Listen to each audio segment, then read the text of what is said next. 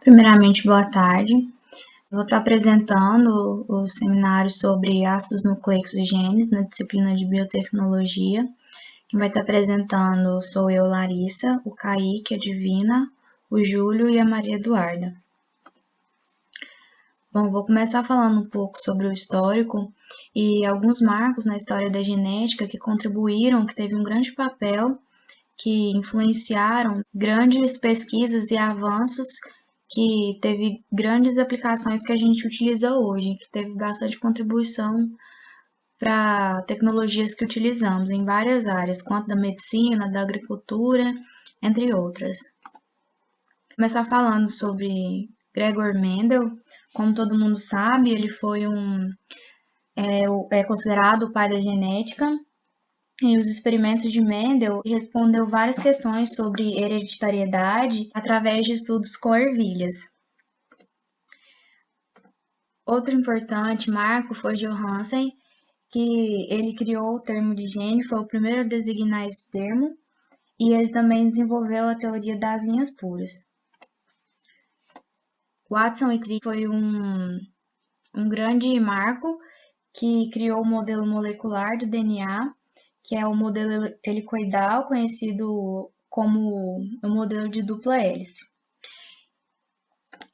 E Crick também teve um grande papel ao criar o dogma central da biologia molecular. Agora falando um pouco sobre o que são ácidos nucleicos, eles são macromoléculas que são formadas por nucleotídeo. E o que vem a ser esse nucleotídeo? O nucleotídeo ele é formado por um grupo fosfato, um grupo pentose e a base nitrogenada. E juntando esses três componentes vai formar o nucleotídeo. E os ácidos nucleicos vão ser o DNA e o RNA, são as duas moléculas que são designadas ácidos nucleicos. Fazendo a definição de cada um deles, o DNA é o ácido desoxirribonucleico, ele é um composto orgânico cujas moléculas contêm as instruções genéticas. E o RNA, ele é uma molécula essencial na síntese de proteína. Ele funciona como um intermediadora capaz de expressar as informações presentes que tem no DNA. Agora, falando um pouco sobre as principais diferenças entre o DNA e o RNA, a gente pode diferenciar eles quanto função, que o DNA, a principal função dele é armazenar informação genética, e o RNA é sintetizar proteínas através da expressão da informação genética.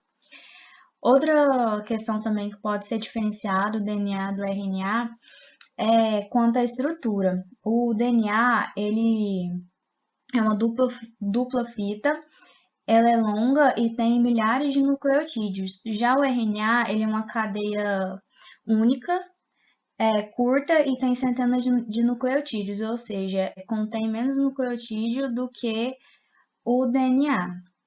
Outra forma também de diferenciar é o açúcar. O açúcar do DNA é a desoxirribose, já o RNA é a ribose. Outra diferença também do DNA para o RNA é a questão das bases nitrogenadas. O DNA tem a citosina, a guanina, a adenina e a timina, já o RNA, no lugar da timina, é a uracila. Então, fica sendo a citosina, a guanina, a adenina e a uracila. Agora, falando sobre o gene, como podemos definir o gene é que ele é um segmento de uma molécula de DNA que ele vai ser responsável pelas características herdadas geneticamente. Bom, onde vai estar encontrado esse gene? O gene vai ser, como já definido, ele vai estar na molécula de DNA, vai ser um segmento. E o DNA ele vai ser encontrado condensado dentro do cromossomo, e o cromossomo é encontrado dentro do núcleo celular, que está presente dentro da célula. Aí aqui eu trouxe uma notícia da Bayer, que ele traz o seguinte título: qual a diferença entre o DNA humano, da soja e da girafa? E ele instiga a gente a pensar qual que é a diferença entre um ser humano, uma planta e um animal. Bom, como diferença, a gente pode citar várias que a gente pode ver a olho nu mesmo, como forma de locomoção, forma de consumo de alimento, deslocamento, entre outras. E também diferenças a nível microscópico, como tipo celular, por exemplo. A célula de uma planta, ela tem parede celular, já uma célula animal não tem. E como a gente pode falar que esses seres são semelhantes entre si? A sua composição química. A base química desses seres são as mesmas que vai estar no DNA. A composição do DNA, as bases nitrogenadas são as mesmas. Então, o que vai diferir esses seres entre si são os genes. Ele vai definir qual vai ser qual, vai definir a sua estrutura, definir qual ser vai ser, e também estrutura comportamental no caso dos humanos. Outra diferença também é a quantidade de cromossomo entre eles. Falando sobre o sequenciamento genético, um pouco dos principais marcos que teve no sequenciamento genético, a gente pode começar falando do início da genômica em 1980, que os primeiros genomas foram estudos com genomas virais de bacteriófagos. Logo em 1990 teve o lançamento do projeto Genoma, do genoma humano. Em 1995, teve o primeiro organismo a ter o seu genoma completamente sequenciado, que foi de uma bactéria, a Haemophilus influenza.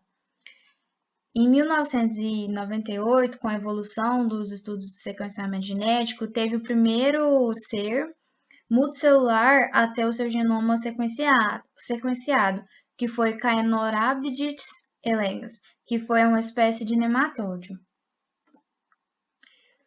Posteriormente, em 2000, teve a primeira planta a ter o seu genoma sequenciado, que foi a Arabidopsis thailand, que foi o primeiro organismo vegetal. E depois, em 2001, com a primeira publicação na revista Nature sobre o genoma humano, foi quando teve os primeiros resultados do sequenciamento do genoma humano. O projeto Genoma, falando um pouquinho sobre ele foi um projeto que reuniu vários países. O seu método de sequenciamento foi o de Singer, e nele constatou que o genoma humano tem cerca de 3 milhões de pares de bases e cerca de 20.500 genes. O projeto inicialmente tinha como valor de custo cerca de 3 bilhões de dólares e o seu gasto final foi cerca de 2,7 bilhões de dólares. E atualmente, para poder ter um sequenciamento genético humano, hoje está em cerca de $1.000, ou seja, teve uma redução, um grande avanço tecnológico para poder chegar nesse preço. Os principais métodos de sequenciamento genético começou através do método enzimático de Frederick Singer, depois teve o método de biosequenciamento e depois esse outro método, o Single Molecular Time. Esses são os principais métodos, cada um tem uma metodologia. Para poder entender eles, teria que ter basicamente uma aula sobre eles, mostrando passo a passo cada um deles.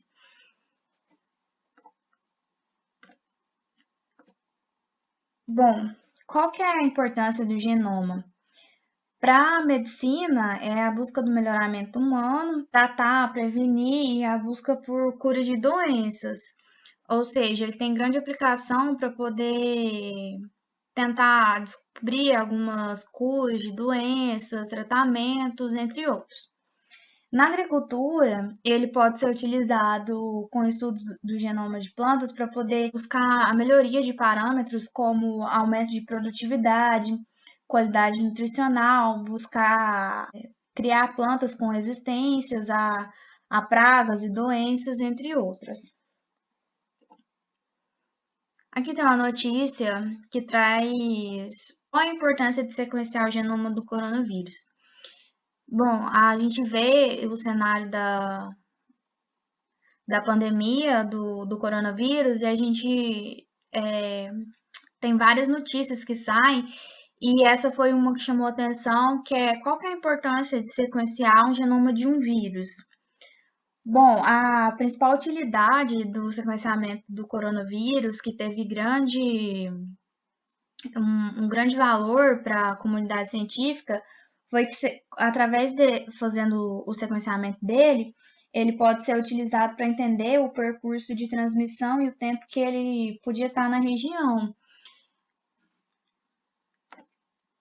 Aqui tem outra notícia falando sobre o mapeamento do genoma no ferrugem da soja, que foi publicada no Globo Rural e que traz o seguinte título: Pesquisadores mapeiam o genoma do fungo causador de ferrugem da soja. Bom, a ferrugem da soja, ele teve seu primeiro caso em 2001 e os prejuízos dele chegam a 2,8 bilhões de dólares por safra, podendo ter percas de cerca de 80% da lavoura. E o principal problema da atual da ferrugem de controle é o modo como ele é transmitido, que é através da dispersão, que é muito fácil ele ser transmitido para outras plantas. Quando os cientistas fizeram o mapeamento desse fungo, eles viram que o genoma ele é bastante grande e eles constataram que tem cerca de 1,1057 bilhões de pares de base de DNA, que é um dos maiores fungos e patógenos vegetais que foram descobertos até hoje.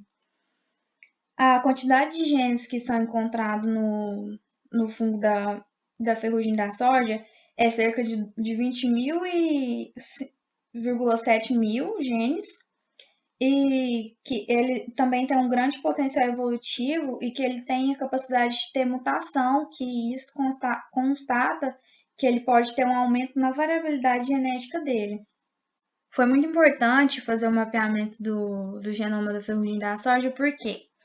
Porque pode buscar a fabricação de produtos com maior eficiência ou até mesmo o desenvolvimento de culturas resistentes à ferrugem.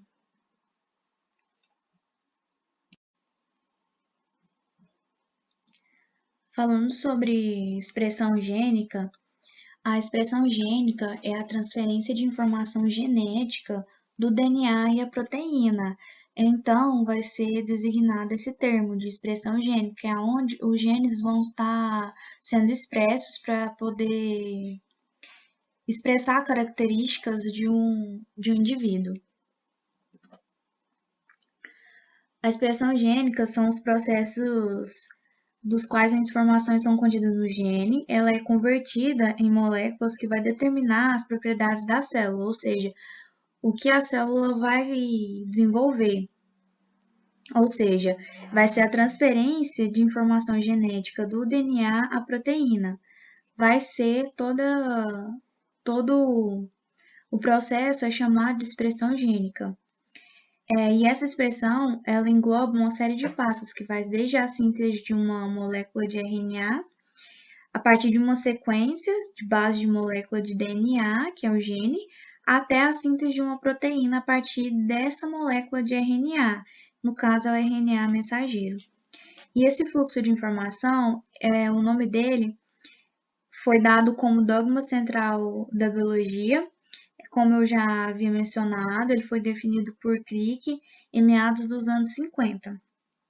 A informação contida em uma determinada sequência de molécula de DNA ela é utilizada para poder sintetizar moléculas de RNA através do processo que é chamado de transcrição.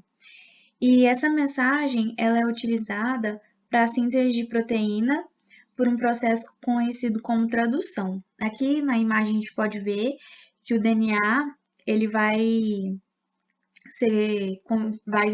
formar a molécula de RNA, que vai ser a transcrição, e essa transcrição a molécula de RNA vai produzir a síntese de proteína, que é a tradução.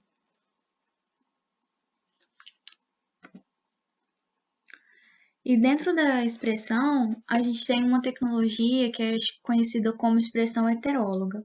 E o que vem a ser essa expressão heteróloga? A expressão heteróloga é a expressão de um gene ou parte de um gene em um organismo hospedeiro, a qual naturalmente não tem esse gene ou gene fragmento. ou seja, a expressão, por exemplo, de um gene de uma bactéria em um outro organismo, ou pode ser falado vários outros organismos que utilizam dessa tecnologia. E quais que são os objetivos da biotecnologia com a realização da expressão heteróloga? A principal objetivo é a expressão de proteína de interesse tanto para a medicina e para a agropecuária, tanto em escala industrial, que possa ser utilizado de uma ampla forma que chegue aos produtores, por exemplo, utilizar uma cultura que seja resistente a determinada doença, que pode ter sido utilizado o gene de algum organismo que tem resistência àquela doença e pode ser inserido na planta. Isso é a expressão heteróloga, é a expressão de um gene de um outro organismo dentro de um outro.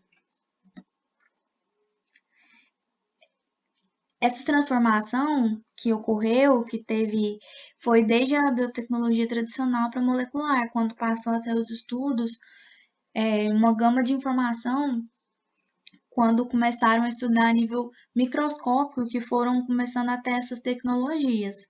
E a expressão heteróloga, ela utiliza como principal ferramenta a tecnologia do DNA recombinante. A utilização dessa tecnologia tem a insulina e também é amplamente utilizada em hormônios veterinários. A tecnologia do DNA recombinante, ela serve para quê?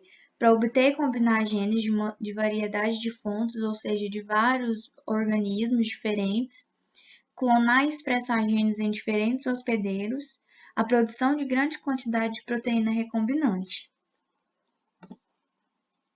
As principais características para aumentar os níveis de expressão de proteína recombinante são: 1. As sequências relacionadas com a transcrição, como os promotores e os terminadores.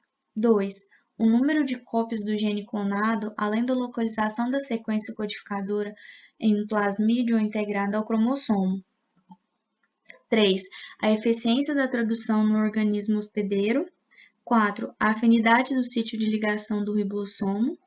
5. A estabilidade da proteína no hospedeiro. E 6. A localização final da proteína sintetizada. Bom, essas características que eu falei, elas permitem concluir que a expressão eficiente de proteína recombinante ela é totalmente dependente do aproveitamento de todos os passos, incluindo a transcrição e a tradução do processamento proteico. Então, nesse contexto, um dos aspectos iniciais que devem ser aperfeiçoados é o nível de transcrição. E para poder obtê-los em altas quantidades, os estudos vêm sendo realizados nas buscas de elementos genéticos envolvidos com o início da transcrição, como o isolamento e a caracterização de sequências promotoras. Quais vão ser os desafios da indústria biotecnológica para a expressão heteróloga? Também a dificuldade tem diferentes sistemas de expressão, pode ser procariotos e eucariotos. Pode ser uma dificuldade combiná-las, como utilizar em conjunto. Também a produção eficiente e controlada de proteínas recombinantes, como poder controlar essas proteínas que elas sejam de uma forma eficiente, que não seja de uma forma ineficiente. Tem inúmeras finalidades para a utilização de expressão heteróloga, que pode ser utilizado para poder diagnosticar doenças, algo relacionado a isso. Utilizado também como terapêutica e de prevenção para a criação de vacinas. Então, a expressão heteróloga de genes em um organismo, ele tem inúmeros benefícios, pois ele vai poder ajudar a desenvolver várias finalidades, tanto na agricultura, na medicina, na agropecuária, como vimos a questão que ele é utilizado para hormônios veterinários. Então, é uma importante ferramenta que a gente utiliza genes dentro da biotecnologia em várias áreas da ciência. Outra tecnologia utilizada é a tecnologia do RNAi. Como que funciona esse mecanismo? O RNA de interferência, ele vai ser um mecanismo responsável pelo silenciamento gênico pós-transcricional. Ele vai ser desencadeado pela presença de RNA de fita dupla, que vai resultar na redução de expressão e silenciamento de genes. Essa ocorrência, a descrição desse mecanismo do RNA de interferência, ele foi uma das grandes importâncias nos 20 anos. Dentro da agricultura, ele foi uma ferramenta, está sendo uma ferramenta muito utilizada para a proteção de plantas. A tecnologia ela vem se destacando como ferramenta versátil na eficiência com o potencial de aplicação de manejo fitossanitário. A ocorrência desse mecanismo ela foi identificada em diversos organismos, como insetos, fungos, nematóides, plantas.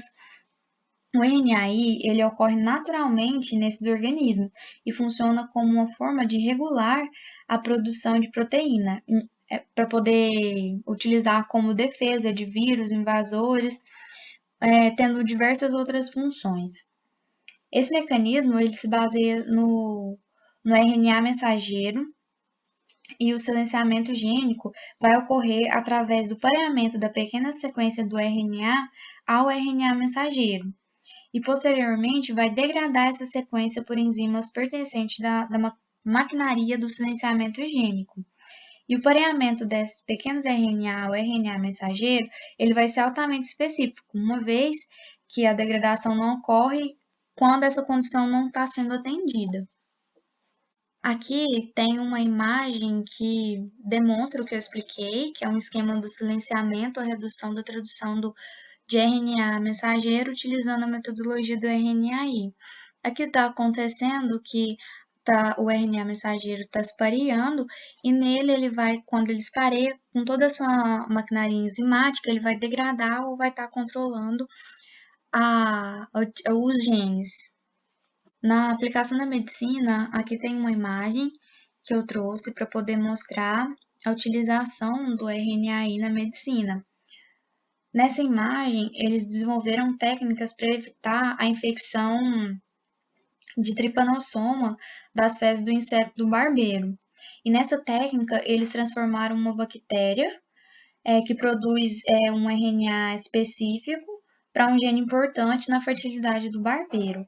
E o objetivo dessa bactéria transformada é colonizar o intestino do barbeiro com a liberação de dsRNA, que evita a proliferação do inseto, reduzindo a taxa da transmissão de doenças de Chagas. Os produtos à base de RNAi, eles são geralmente na agricultura, são plantas geneticamente modificadas ou métodos não transgênicos.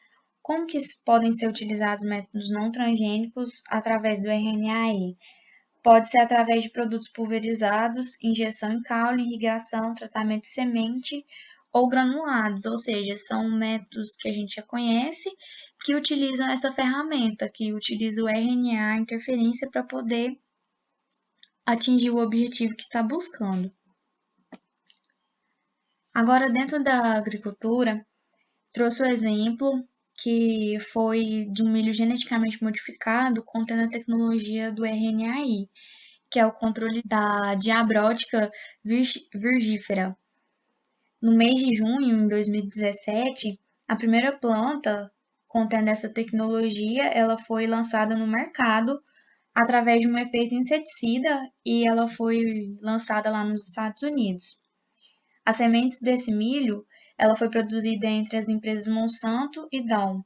Elas foram projetadas com o intuito de combater a lagarta da raiz do milho, a fase larval que anualmente gera enormes perdas, economicamente, ou seja, é um problema que atinge e que a melhor forma que eles viram foi desenvolver esse milho geneticamente modificado através dessa tecnologia do RNAi.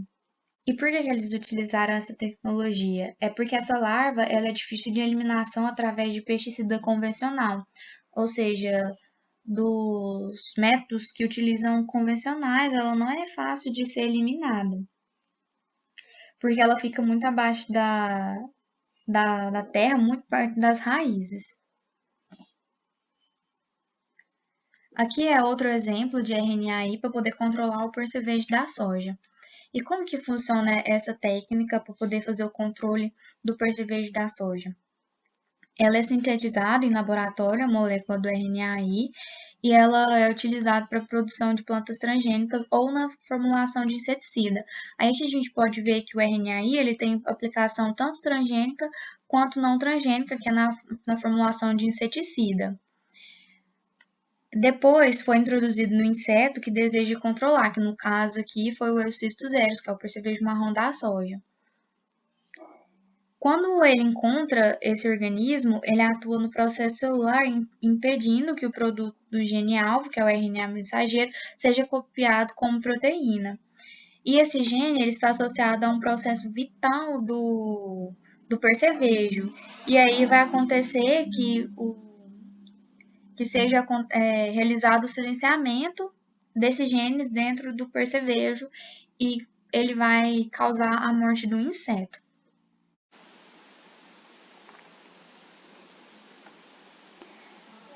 O silenciamento gênico é definido como um processo molecular envolvido na regulação negativa de genes específicos e provavelmente evoluiu como um sistema de defesa genética contra vírus e ácidos nucleicos invasores. A interferência de RNA, silenciamento de genes transcricionais, silenciamento de genes induzidos por vírus e microRNAs compreendem uma série de mecanismos capazes de suprimir a expressão de genes em plantas. Essa poderosa ferramenta biotecnológica proporcionou aos criadores e pesquisadores de plantas uma grande oportunidade de acelerar os programas de melhoramento e estudos de desenvolvimento em plantas. Existem inúmeras aplicações possíveis para o silenciamento gênico em plantas. Inicialmente, o foco principal da pesquisa foi a produção de plantas resistentes a vírus por transformação genética. O silenciamento gênico também tem sido utilizado na modificação da qualidade dos alimentos, como a redução dos níveis de cafeína nos grãos de café e no aumento do valor nutricional da proteína do tomate e milho. Por outro lado, a pesquisa sobre culturas de frutas tem como alvo aplicações de silenciamento gênico na resistência viral e bacteriana e em aspectos fisiológicos como a autofertilidade. Cossupressão é definido pelo transgene e a cópia endógena do gene não poderem ser expressas. Esse fenômeno foi transmitido de forma instável dentro de gerações, levando à hipótese de que ele era mediado por um ácido nucleico, presumivelmente RNA. A pesquisa indicou que a presença de RNA de fita dupla, uma forma que não ocorre em células normais, estava relacionada ao silenciamento de genes homólogos de sequência. O fato de o fenômeno parecer ter sido desencadeado pela presença de RNA de fita dupla sugeriu que este poderia ser originalmente um mecanismo de defesa contra vírus e elementos transponíveis, uma vez que estes originam o RNA de fita dupla. O Jornal da USP trouxe uma novidade em 2018. Eles publicaram que genes de parasitas poderiam ser usados para controlar pragas. A vespa parasitoide, Cotesia flavips, utiliza durante o seu ciclo de vida proteínas de origem viral, de acordo com o estudo da Exalc, da USP. Poderiam ser usadas para controlar pragas. Cotesia flavips é uma vespa parasitoide que coloca ovos no interior de lagartas da broca da cana, de Atraea caralis, onde ficam até o término de seu desenvolvimento, quando, então, deixam o hospedeiro e causam sua morte. Para a criação massal do parasitoide, a lagarta ideal é a de 14 dias, mas para as liberações de Cotesia flavips a campo, é recomendável que se faça em todas as idades. O parasitoide também injeta veneno e partículas virais que auxiliam seus ovos a não serem mortos pelo sistema imunológico da lagarta. A pesquisa mostrou que o sistema imunológico das lagartas é bastante afetado pela vespa parasitoide. Muitos genes apresentaram alta expressão, uma vez que as lagartas estavam tentando se defender, e outros genes foram inibidos, no esforço do parasitoide em não deixar o hospedeiro reconhecê-lo e matá-lo. As pesquisadoras quiseram testar também se esse mecanismo pelo qual a vespa ataca a lagarta poderia ser utilizado em plantas como forma de se proteger frente a pragas. Para isso, isolaram um dos genes das partículas virais de Cotesia flavips e o introduziram em plantas de tomate. O resultado foi uma maior proteção das plantas de tomate frente a vários tipos de pragas diferentes. Além disso, a pesquisa também sugere que outras das estratégias utilizadas pelo parasita poderiam ter potencial biotecnológico contra pragas. Por exemplo, a alteração na expressão dos genes envolvidos na síntese e na degradação de alguns hormônios que controlam o desenvolvimento das lagartas, que também foram modificados pelo parasitoide.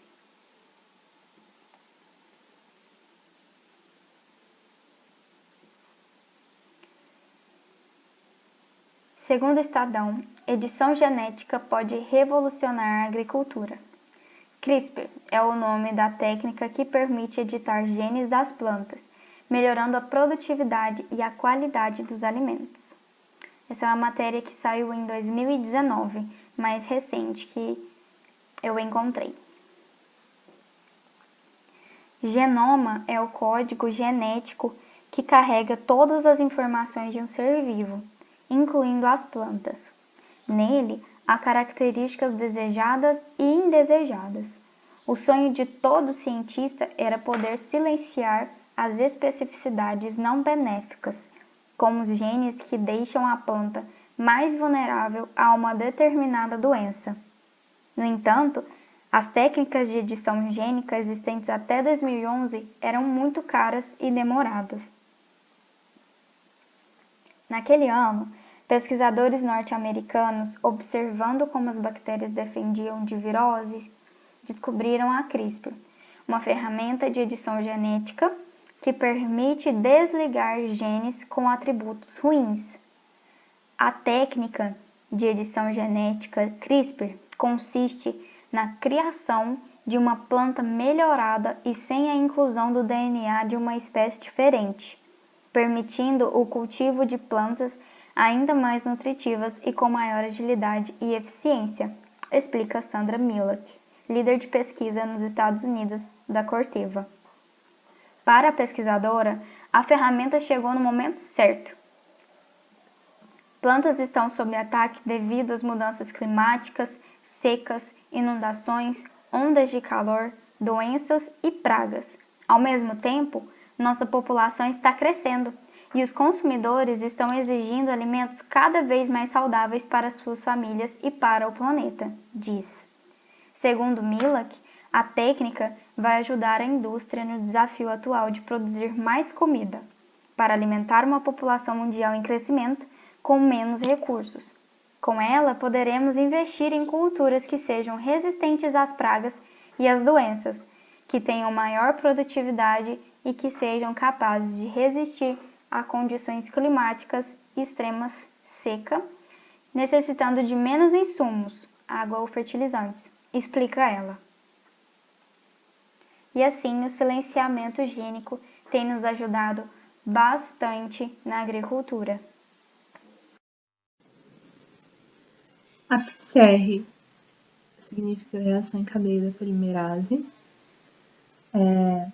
Aqui um breve histórico dessa técnica. A PCR ela é a síntese de fragmentos de DNA através da enzima DNA polimerase. Essa técnica ela possibilitou um avanço na biologia molecular.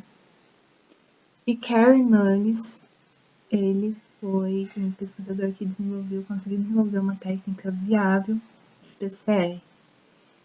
Essa técnica viável ela foi criada em 1983, mas só em 1993 ele recebeu o Prêmio Nobel de Química pelo desenvolvimento dessa técnica. Depois, descobriu-se com pesquisas, estudos, a bactéria Thermus aquáticos ela já havia sido descoberta, mas ela foi adicionada na técnica de PCR bem depois, porque ela é uma molécula mais estável, em altas temperaturas. Então, essa DNA polimerase da Thermus aquáticos é chamada de TAC polimerase. Ela é bem mais estável. Aqui, onde ela foi encontrada. E uma foto de eletromicrografia eletrônica. E aqui o pesquisador Kelly Mudge. Aqui são os passos dessa PCR convencional, que é a mãe de todas as técnicas. E de início tem o meu material genético, eu tenho os reagentes aqui. Esses reagentes vão ser colocados no termociclador. Depois de amplificado essa reação, eu vou adicionar um tampão corado. E para analisar essa amplificação, o aumento de amplificação são cópias, que são geradas desse material genético. Amplificar e fazer cópias. Então, vou analisar isso em eletroforese em gel de agarose. E eu vou usar um corante, que pode ser o brometileno, para que eu veja esses dados. E aqui um exemplo de eletroforese em gel. Eu tenho um marcador específico aqui, conhecido. Eu tenho uns pares de bases também que eu conheço. E aqui o DNA que eu desejo analisar. Então, os passos da PCR convencional, eles vão ser o seguinte. Isso aqui vai estar acontecendo lá no termociclador. De início, o meu material ele pode ser um DNA dupla fita. Esse DNA dupla fita ele vai, com o aumento da temperatura para 95 graus Celsius, vai acontecer a desnaturação dessa dupla fita, elas vão se separar. E depois, no segundo passo, vai acontecer o anelamento, onde os iniciadores vão se hibridizar essa fita. Aí vai ocorrer o anelamento. Com isso, a temperatura de 60 graus Celsius ela vai passar para 72 graus Celsius, que é uma temperatura ótima, onde a enzima TAC polimerase possa trabalhar e adicionar novos nucleotídeos para gerar uma nova dupla fita.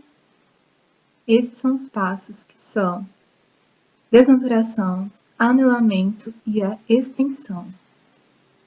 E aqui na figura B, eu posso ver mais claramente como que vai ser a amplificação desse material. Eu tenho uma fita dupla aqui eu tenho o anelamento do primer, essa fita, a extensão, e aqui eu vou gerando cópias de maneira exponencial. De 2 eu vou gerar 4, de 4 eu gero 8 e assim por diante. Variantes da PCR convencional. Eu tenho, por exemplo, a PCR em tempo real uma variante, a RT-PCR, que é a transcriptase reversa de cadeia de polimerase, é também uma variante. Agora, falando sobre a PCR em tempo real, alguns passos da PCR em tempo real. Então, os passos eles vão ser os mesmos da PCR convencional. O que vai mudar vai ser, no caso, os fluorófilos, que eu vou colocar na reação, e os dados vão ser gerados instantaneamente, por isso que ela chama PCR em tempo real, os dados vão sendo gerados instantaneamente. E aqui, no caso, eu tenho que ter um software no meu computador para que eu possa analisar.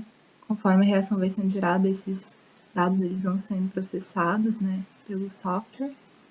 E aqui um exemplo desses dados gerados. Eu vou ter uma sigmoide, né, aqui, e eu vou ter primers, né, e os fluorófilos eu posso utilizar, por exemplo, Tacman, que vão gerar vários comprimentos de ondas, né, em diferentes, onde ela se via diferentes primers, e assim o resultado vai sendo gerado. Tem de maneira inicial uma fase linear, depois exponencial, e a platô, né, onde a reação vai acabando, né, os reagentes vão acabando e vai se estabilizando essa curva. Ainda em PCR em tempo real, eu tenho o sistema CyberGreen e a Tacman, que são fluorófilos. Esses fluorófilos são corantes. Por exemplo, o CyberGreen, ele é um corante mais barato. Ele não é específico, ou seja, ele pode se ligar a qualquer material qualquer DNA dupla fita, né, que ele encontrar na reação. Ele não é específico, então isso aqui demora, essa técnica, quer dizer, o uso desse fluorófilo aqui vai ser um pouquinho mais demorado do que o da Tacman.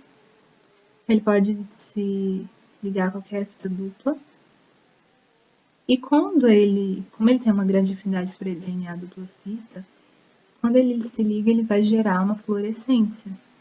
Aí conforme, né, essa cópia vai sendo gerada, essa amplificação vai ocorrendo, vai sendo gerada mais fluorescência.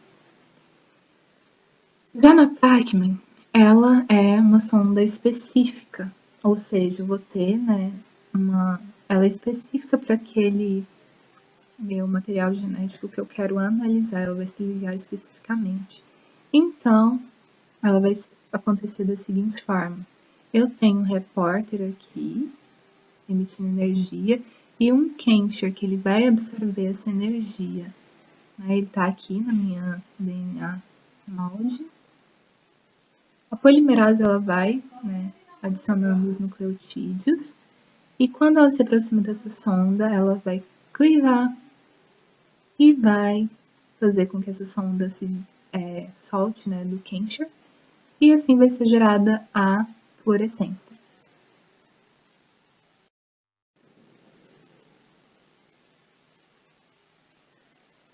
A QRT-PCR é a transcriptase reversa.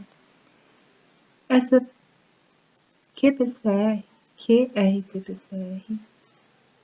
por exemplo, a PCR ela tem que ser precedida de uma reação de transcriptase reversa, QRT, né, para obtenção de uma cDNA, que é um DNA complementar, a partir de um RNA, que é o RT-PCR.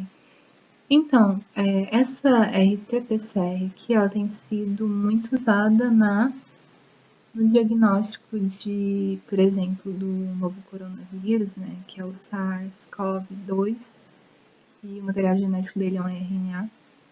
Então, eu vou primeiro fazer com que esse RNA se transforme em cDNA. E assim por diante eu vou fazer a PCR. Isso é feito porque o DNA ele é menos estável em comparação ao DNA. Então, aqui um exemplo. Nessa imagem aqui ela ilustra bem, né, do que eu estou falando aqui. Tem o meu material, vou extrair o RNA desse material, por exemplo, de um vírus, como o coronavírus, que esse material genético dele é RNA. Então, eu vou fazer a transcriptase reversa, onde eu vou ter um DNA complementar, né, uma fita complementar a esse RNA, e vou fazer com que seja feita essa cDNA. E a partir daqui, eu tendo essa molécula dupla fita, eu vou fazer a minha PCR, que posso usar fluorófilo, por exemplo, a Tacman, ou CyberGreen, né? Ou tem outras sondas também que eu posso usar. E daqui, como eu expliquei anteriormente, né, vai ser os mesmos passos da PCR. E aqui vai me gerando os resultados, né, porque é em tempo real, então os resultados vão sendo gerados em tempo real. Por exemplo, a expressão gênica aqui, né, a quantificação da expressão gênica. A PCR em tempo real faz a quantificação. As diferenças entre a PCR convencional e a PCR em tempo real. A PCR em tempo real, eu tenho a coleta de dados na fase exponencial, e no convencional é na fase final, na fase de platô. Na PCR em tempo real, eu não preciso de manipular após PCR, já no convencional eu preciso, né? Eu preciso fazer a operação da geodiagrose. E os resultados na PCR em tempo real são quantitativos, na convencional são qualitativos. A PCR em tempo real, ela requer concentrações baixas, né, de DNA e cDNA, já na convencional precisa de concentrações maiores no meu material genético. PCR em tempo real, o tempo é reduzido da reação e tem uma maior reprodutibilidade e precisão desses resultados. Já no convencional, eu preciso de muito mais tempo para obter esses resultados. Aplicações a técnicas da PCR. Eu posso fazer o sequenciamento de genoma, inserções gênicas em sistemas recombinantes, clonagem de fragmentos de DNA relativamente curtos, na medicina forense, o estudo de análises genéticas moleculares, incluindo a rápida detecção da paternidade e diagnóstico de doenças infecciosas. Eu posso aplicar na área da saúde, por exemplo, para genotipagem, expressão de genes, diagnóstico de doenças, quantificação viral ou ausência ou presença desse vírus, por exemplo. Aplicação na área forense, por exemplo, eu posso obter relações de parentesco, quantificação de DNA nuclear, quantificação e a qualidade desse DNA. Na agricultura ou indústrias agroalimentares, eu posso detectar a presença de OGMs nos alimentos, eu posso obter certificação. Curiosidades, por exemplo, na G1 foi publicada que a PCR real-time é considerado o melhor tipo para diagnosticar a COVID-19. Ela consegue detectar o vírus já no começo da doença. Outra notícia aqui, pesquisadores desenvolvem um método rápido para revelar se o café é adulterado pela indústria. Então, com a ajuda da PCR, eu posso analisar se esse material é alterado ou não. Detecção de doenças, por exemplo, no eucalipto, eu posso fazer a reação em PCR para detectar a presença de fungos no início, antes que os sintomas sejam aparentes. E nesse artigo aqui, é um artigo que fala que são genes de referências estáveis para análise de RT-qPCR na expressão gênica na interação do musaculinata Pseudocercospora musae. Então, esse artigo aqui, eles objetivaram um estudo de expressão gênica, né, por exemplo. Eles pegaram uma planta suscetível e outra não a esse patógeno, que é um fungo, e eles queriam ver a resposta, né, de resistência e que genes eram expressos, né, nessa resposta de resistência dessa planta, que é a banana. Então, esse PCR ela é utilizada para isso também, né, nessa expressão desses genes funcionais. Aqui eu tenho, né, as análises da PCR que foram gerados esses dados, né, dos diferentes genes que eu analisei.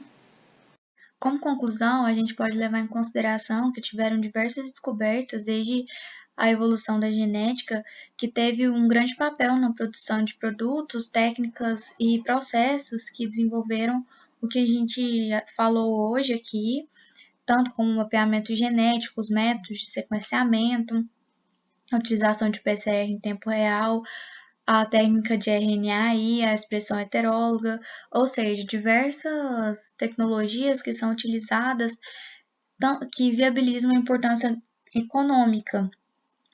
Por exemplo, a ferrugem da soja é uma doença que causa grande prejuízo, cerca de 80%, e através de técnicas de mapeamento gênico, os pesquisadores estão desenvolvendo ferramentas que podem ser de grande importância para poder controlar essa doença e reduzir bastante os custos de produção. Também o percevejo da soja através do RNAi também são ferramentas que estão sendo bastante viáveis no uso para poder ter uma viabilidade econômica e também a utilização na medicina, que é uma grande importância através de produção de vacinas, tratamento de doenças, entre outros.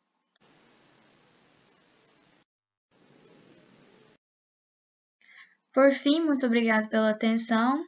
Espero que tenha conseguido compreender um pouco do que a gente tentou passar para vocês.